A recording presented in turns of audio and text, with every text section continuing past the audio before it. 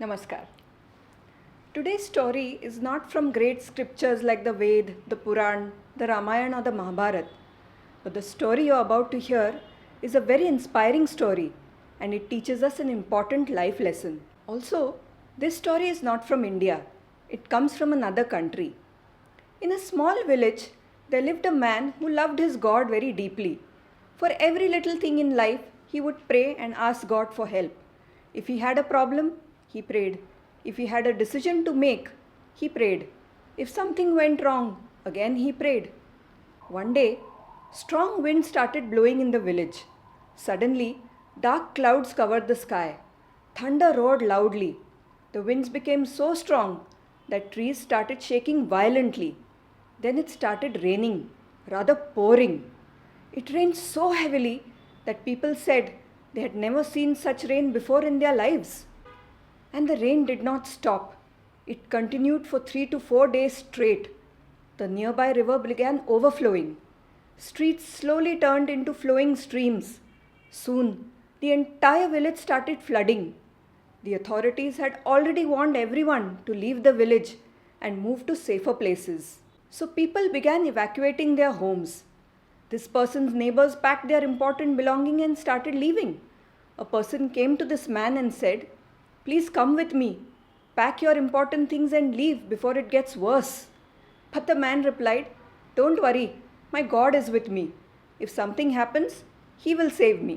After 24 hours, almost the entire village had evacuated. By this time, water had reached the man's courtyard, and the rain still showed no intention of stopping. Soon, a small rescue boat came into the village. A rescue worker was calling out through a megaphone. He noticed the man looking at him from his window. When the boat reached his house, he shouted, "Come quickly, the water level is rising. I am here to rescue you." But the man again replied, "No need, my God is with me. If anything happens, He will save me." The man tried to convince him. He explained the danger. He even begged him to come, but the man refused. So the boat slowly moved on. Another 24 hours passed. The rain still didn't stop. The water level rose higher and higher. By now, his house was almost completely under water.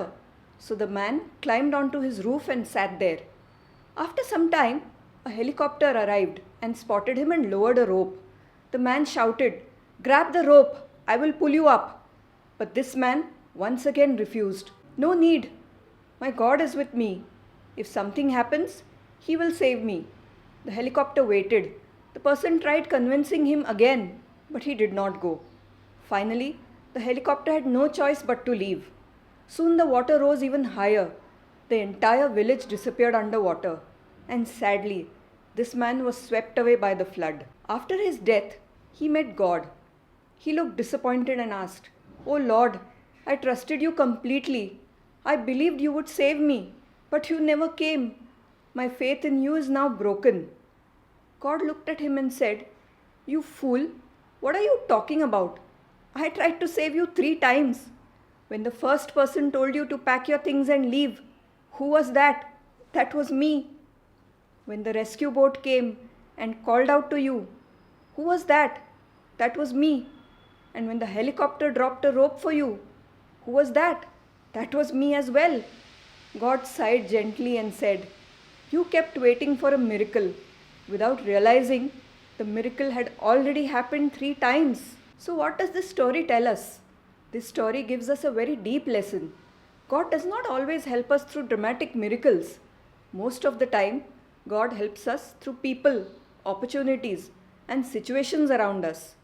Many times, the help we pray for is already standing right in front of us. Just like with this man. First, a person came to take him to safety. Second, a rescue boat came to save him. Third, a helicopter came from the sky to rescue him. But he refused every time. He was waiting for a miracle and failed to recognize the blessings already sent to him.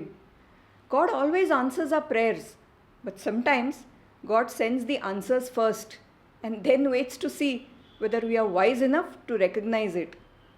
If you enjoy such informative and inspiring stories, please like the video and subscribe to the channel. Namaskar.